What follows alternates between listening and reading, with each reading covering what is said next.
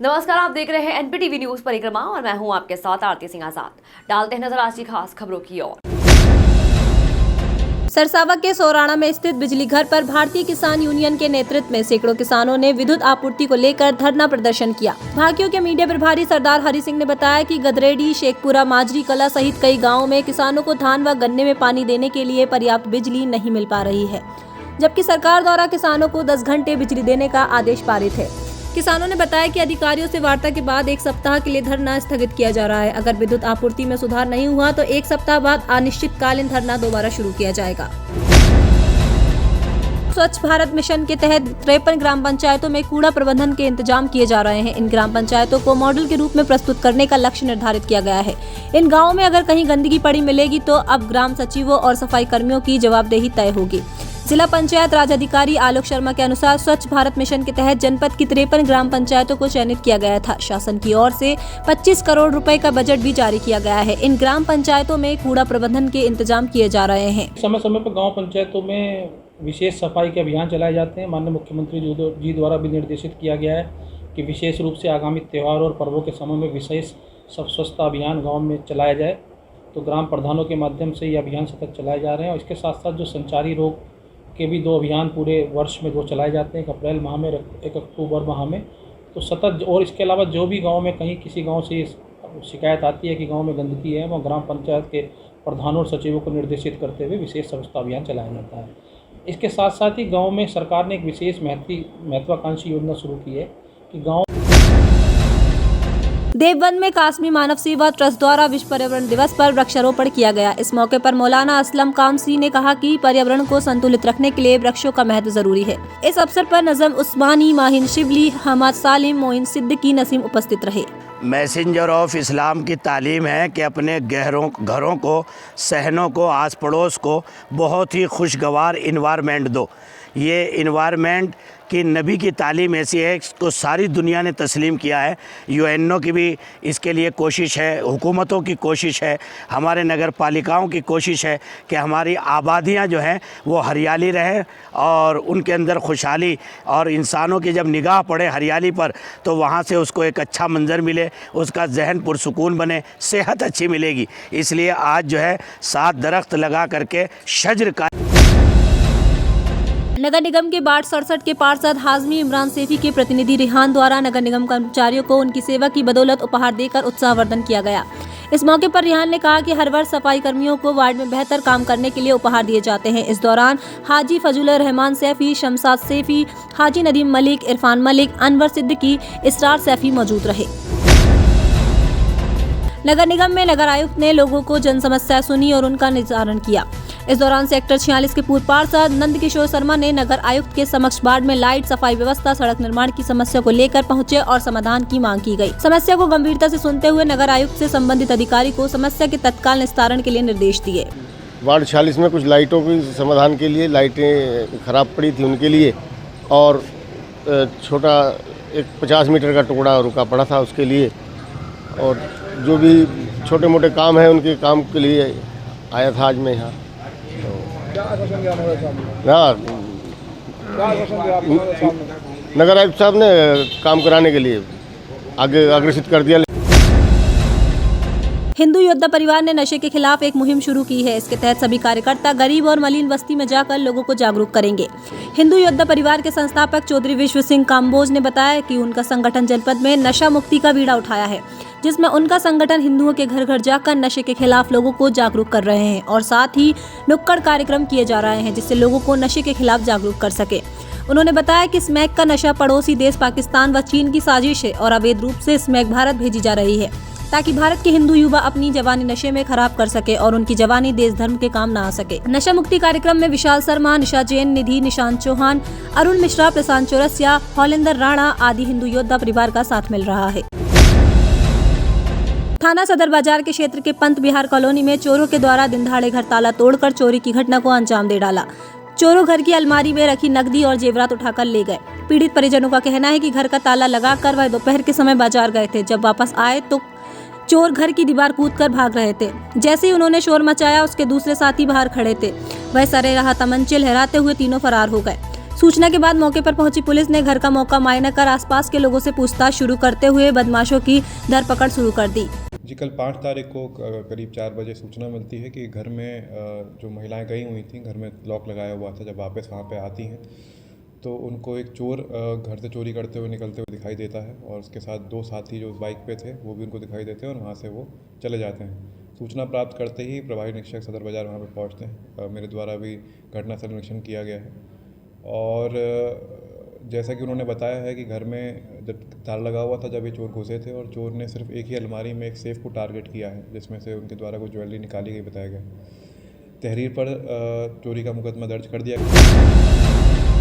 कोतवाली भेड़ क्षेत्र के गांव बाबेल बुजुर्ग के पास एक बाग में एक शव पड़ा मिला। सूचना पर कोतवाली प्रभारी निरीक्षक ब्रजेश कुमार पांडे मौके पर पहुंचे और मृतक की शिनाख्त कराने में जुट गए। पुलिस ने मृतक के शव को कब्जे में लेकर पोस्टमार्टम के लिए भिजवाया। प्रथम दृष्टया पुलिस मौत का कारण शराब के अधिक सेवन से होना मान रही है।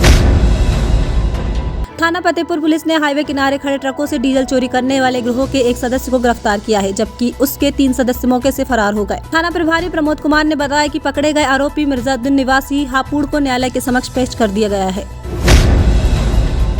राष्ट्रीय त्यागी भूमिहार ब्राह्मण समाज के बैनर कुर्तियों के खिलाफ ली गई शपथ। इस दौरान रोटरी क्लब भवन में राष्ट्रीय त्यागी भूमिहार ब्राह्मण समाज समिति की जिला कार्यकारिणी की घोषणा की गई है। कार्यक्रम में युवा पीढ़ी को नशाखोरी से बचाने के लिए गांव-गांव जागरूकता अभियान चलाए जाने की अपील भी की गई और शिक्षा के बल पर समाज को आगे बढ़ाने का रास्ता तय किया गया। कार्यक्रम के अंत में सभी ने समाज हित में एकजुट होने का संकल्प लिया। महानगर अध्यक्ष भूषण त्यागी ने बताया कि जल्द ही राष्ट्रीय त्यागी भूमिहार ब्राह्मण समाज समिति की ओर से सरहानपुर में त्यागी भवन का निर्माण कराया जाएगा। कार्यक्रम में मुख्य रूप से संगठन मंत्री नवीन त्यागी, बॉबी त्यागी, अतुल त्यागी, मुनेश त्यागी, नरेंद्र त्यागी, पवन त्यागी, राकेश त्यागी, शिवमणि त्यागी, उमेश त्यागी, अरविंद त्यागी, धर्मपाल त्यागी, डॉक्टर राजेश त्यागी मौजूद रहे। आज त्यागी भूमिहार ब्राह्मण समिति रजिस्टर्ड का एक यहाँ कार्यक्रम किया गया है, जिसके अंतर्गत जो भी त्यागी समाज में कुरीतियाँ हैं उन्हें दूर करने के लिए हमारे आइकॉन कौन है, उन्हें अपने समाज को लोगों को बताने के लिए और हमारे समाज का उत्थान कैसे हो, हमारे समाज के छात्र कैसे पढ़कर IAS PCS बने और इसी विषय पर चर्चा करने के लिए आज समाज के कुछ लोगों की एक मीटिंग बुलाई गई है, जिसमें इस प्रकार से विचार विमर्श किया जा सके। और उसके बाद गंगोह से करनाल के बीच रोडवेज बसों के संचालन के लिए दौलतपुर स्थित यमुना पुल पर पहुंचे रोडवेज के RM परवेज शबीर। गंगोह को करनाल से जोड़ने वाले दौलतपुर स्थित यमुना पुल के उद्घाटन के बाद से ही क्षेत्रीय व्यापारियों व आम नागरिकों के द्वारा बस संचालन की मांग की जा रही है।